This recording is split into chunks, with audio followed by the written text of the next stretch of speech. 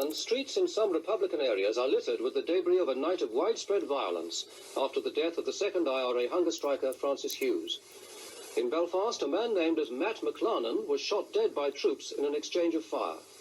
And in Dublin, demonstrators fought with police outside the British Embassy. Kate Adie watched the rioting in Belfast. The wreckage of rioting litters the Divis flats where Matt McLarnon was shot dead by the army last night.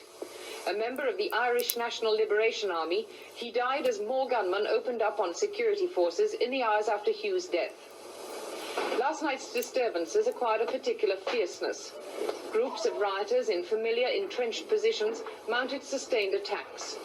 Armed with what must have been considerable supplies of petrol and acid, the bombers let fly. As the police and army vehicles crawled through the flames, the air was filled with acid fumes and burning petrol. From behind garden huts and barricades on the new Barnsley estate came over 100 petrol bombs. After some hours, the army took in 2 armoured vehicles. To shrieks of delight from the bombers, the soldier who was leading his men up the street sustained a direct hit.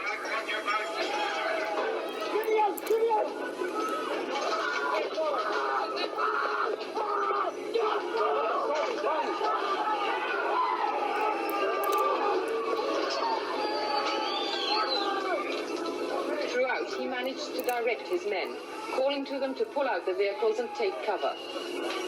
He wasn't badly injured, but the army had to withdraw temporarily, the bombers' determination and petrol supply apparently endless.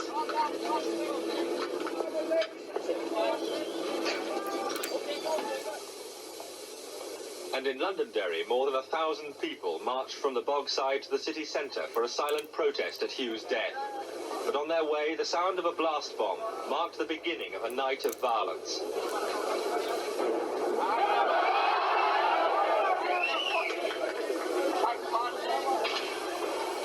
Petrol bombs, blast bombs and nail bombs flew for almost 5 hours, widespread rioting intense at times.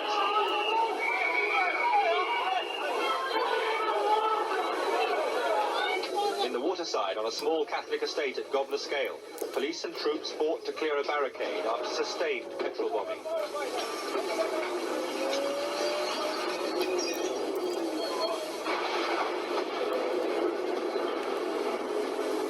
When an army Saracen became entangled in the wreckage of a car, all available petrol bombs were hurled, a difficult moment for the security forces.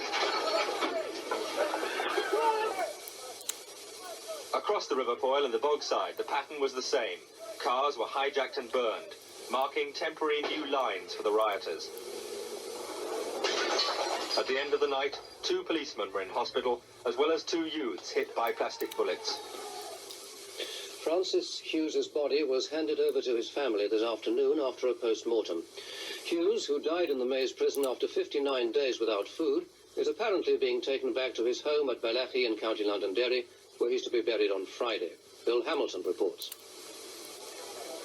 For well over 2 hours, hundreds of Republican supporters stood outside St Agnes Roman Catholic Church in West Belfast, awaiting the arrival of Francis Hughes' body.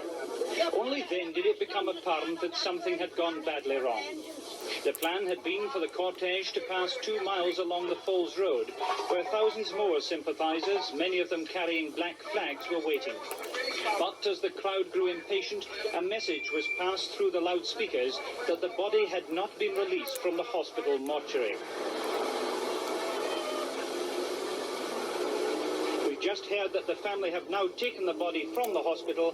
The destination still isn't known.